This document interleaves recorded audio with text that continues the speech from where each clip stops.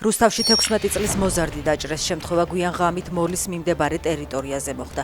დანით მიყენებული დაზიანებებით არასრულწლოვანი კლინიკაში გადაიყვანეს. დაჭრას წინ უძღოდა რამდენიმე პირს შორის დაპირისპირება. ბრალდებული დაკავებულია არსებული ინფორმაციით, ისიც არასრულწლოვანია. გიგა ავალიანის მკვლელობის საქმეზე დაკავებულების სახლებში ღამით ჩხრეკა ჩატარდა. როგორც ერთ-ერთის მამა ამბობს, წაიღეს კომპიუტერები და ტელეფონები, თუმცა კონკრეტულად რას ეძებდნენ ოჯახისთვის არ განუმარტავთ. დამნაშავეები ვართ იმაში, რომ დავარტყით და არა იმაში, რა მოვლენებიც მერე განვითარდა, ამბობს დაკავებულის მამა. მისი თქმით, გიგა ავალიანის საავადმყოფოში შეყვანისას კონტაქტური იყო, თუმცა იმის გამო, რომ ოპერაცია დაგვიანებით გაუკეთეს, მას სიცხლჩაქცევა განუვითარდა.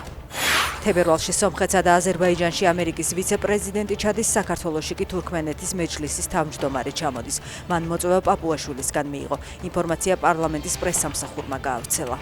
ყობახიძემ საპატრიარქოს მცხეთასა და ლანჩხუთში მიწის ნაკვეთები გადასცა. სოფელ ცხვარიჭამიაში 5400 კვადრატულზე მეტი ფართობის მიწა საპატრიარქოს საკუთრებაში 49 წლით გადავიდა. ლანჩხუთის მუნიციპალიტეტში მდებარე ნაკვეთი და შენობა ნაგებობა კი ეკლესიამ სიმბოლურად ერთ ლარად მიიღო.